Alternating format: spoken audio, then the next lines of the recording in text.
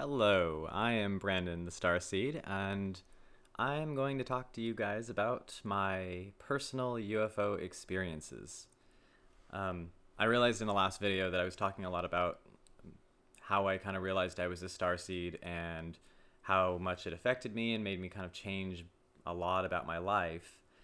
But then I realized the more important thing was that I had many specific experiences that kind of guided me that way. One when I was really young, and I kind of put it in the back of my mind for a long time. This is just something that couldn't be explained, so like don't even bother trying, I guess. But then later on, as I started kind of going back and remembering it more, it kind of seemed like, oh, okay, something weird happened there. So we will talk about that. So, because I've never really talked about it much. So the first one when I was really young, like 12 or 13, I think, um, it was in the middle of the night, and this was kind of a weird experience. I woke up, I was thirsty, so I walked down the hallway, went to the kitchen and got a glass, filled it with water, walked back down the hallway. It's complete dark. I didn't turn on any of the lights, but it seemed like it was fine, I guess. Maybe not that dark. But my room was dark when I left. I remember that. No lights on or anything. But when I opened the door back to my room, there was like a flash, like of a blue, white, I don't know, kind of had like a glow, and it just flashed like the whole room lit up. I just remember that, and then no memory.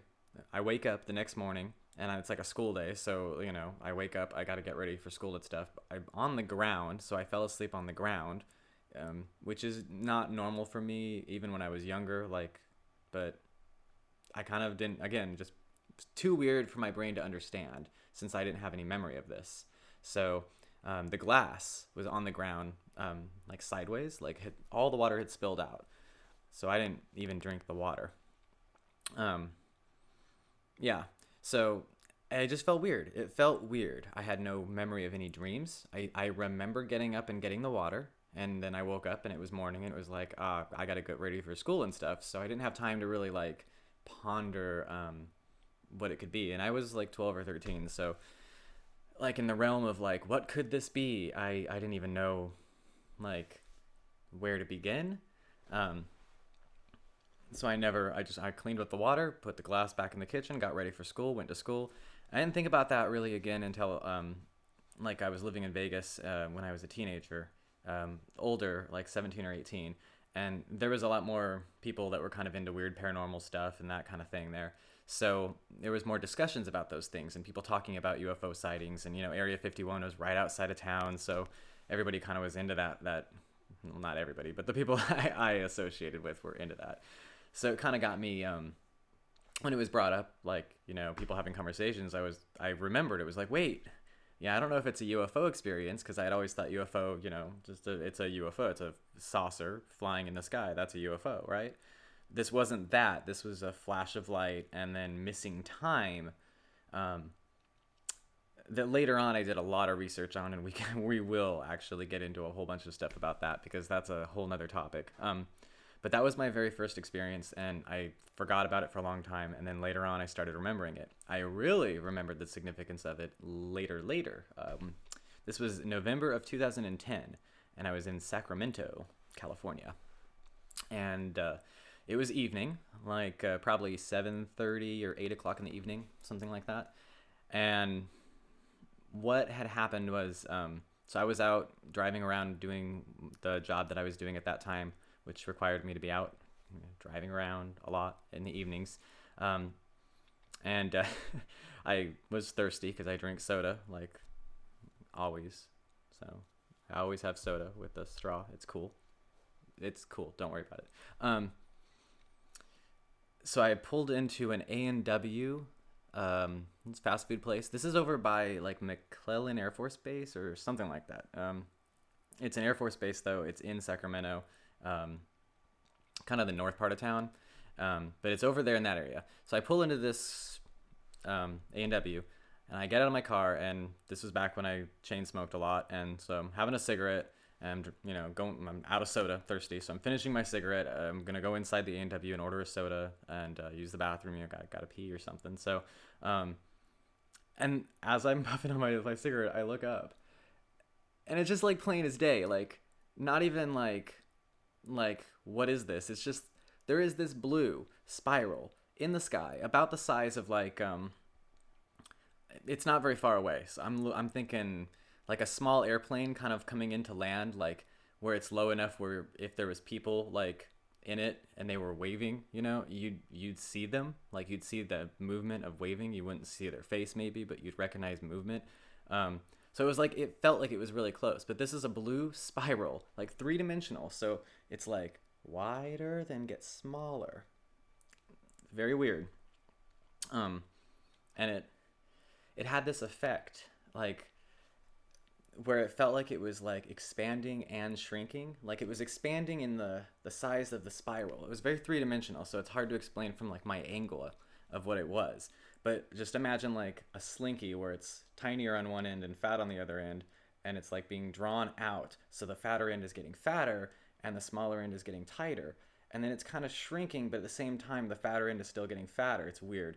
Then, this is where it gets weirder. There's a little white orb, like a little white, like this is the thing where like if it was golden colored at that height, I think it's like a Chinese lantern or something, because I've seen those before, or at least maybe that's what those were. But this was white, glowing, and it had sentience. This is the thing that got me. Cigarette in my mouth, just did like the dumb like what like I just stared at it and I felt something. Something was communicating, like maybe not to me, but realizing that I was aware of it became aware of me. Like that's what I felt, was like you're in a corner watching someone, like, having a cigarette or doing something, and then all of a sudden they notice you, and now you notice that you've been like, it's this whole moment that happens when you realize that. So I don't know, I felt something. And then okay, so the white orb goes into the bigger end of the spiral, like, and just right as it touches the spiral, like right as it touches like the plane of where the biggest end of the spiral is, and it's moving. This whole thing is blue and purple and moving like a snake just slithering in the sky. Nobody else is looking at this. There's people. I'm not saying anything. I'm like cigarette in my mouth, just like at this point I'm chain puffing because I don't even know what to do. I'm just like, holy crap, what is this? I pull my cell phone out and I'm shaking, like, and my cell phone's this little tiny phone. I'm thinking, no, I can't get a picture of this. This is like, I didn't have a smartphone. I was late to the party on that. I couldn't even do anything with the phone. So I just stared at it. But I look back up and at the moment that the white orb hits the plane of the biggest spiral, it like the whole thing collapsed. Like white orb hits the plane, the end of it, the little tiny part, like the smaller part of the spiral, sucks in, just like that, and the whole thing's just gone, like that. I immediately light another cigarette, and I just stand there. I am not going in to get my soda for a minute. I have to contemplate this moment. I actually walk over a little bit, away from the A&W. There's some rocks, like kind of another part of the parking lot. It's like an old shopping center. There's like maybe what used to be a Kmart or something, and it's empty. And there's some weird shady cars parked over there with people in them, but they look like they're just like, what do you want to call them? Urban campers, homeless? I don't know what you want to call them. They live in their cars maybe, or they're just chilling in their cars. They seemed really shady, but they didn't look like they noticed anything either. So it was like, whatever. I didn't want to go start talking to some weird strangers. It's dark. So I kind of walked over just to look through like the trees to see kind of more of what's going on as I'm smoking. I don't even know what to do. I just didn't want to keep standing by my car. And that's when like some helicopters start coming over. And this is where yeah, 3 black helicopters, maybe 4, 3 or 4. I can't remember. But I heard them in the distance, and they were those, big sounding helicopters, low.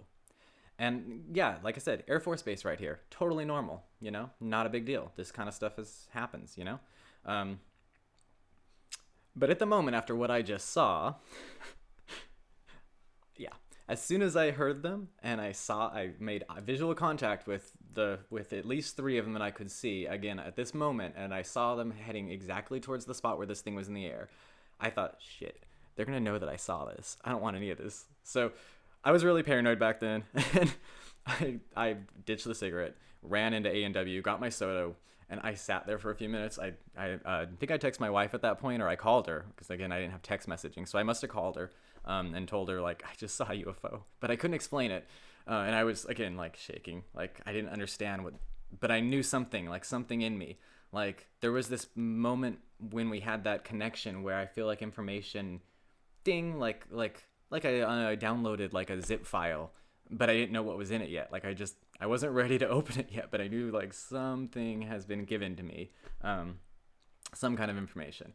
So I drive home. I tell her about it. I tell a few other people about it, but I don't really talk about it that much.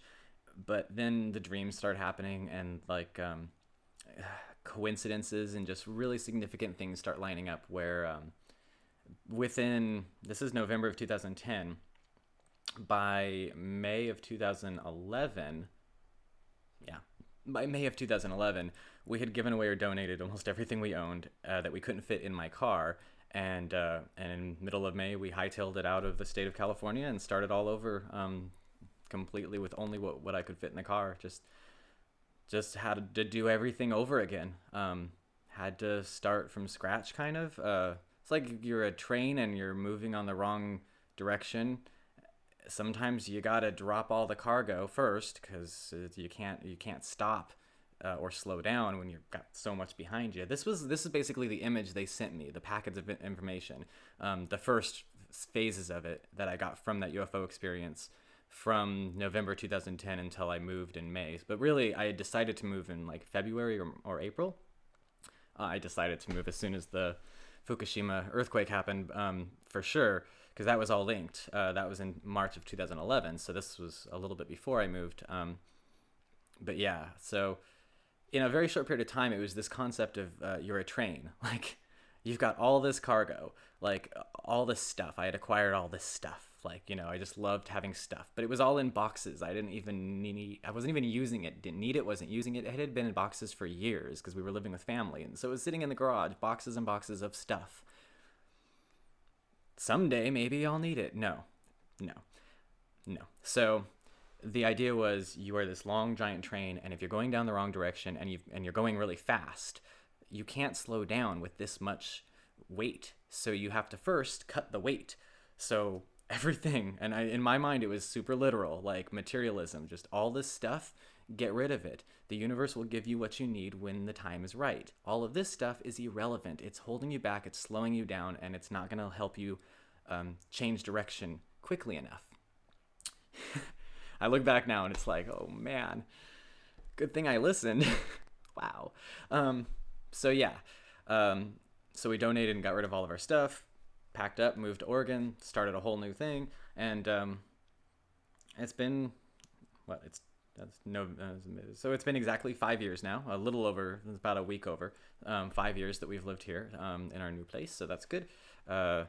And it feels very like, it's just different energies, maybe it's different energy nodes or whatever, but that moment was significant enough that it also started to awaken the idea that I was a starseed, meaning that I wasn't necessarily a soul that have lived millions of lives or thousands of lives on this planet over and over again. And maybe I did, but the most recent or the most relevant, the ones that seem to be more formative in my personality traits, and this is debatable, but from what I understand, or at least what I've noticed for me, it seems like that's the case.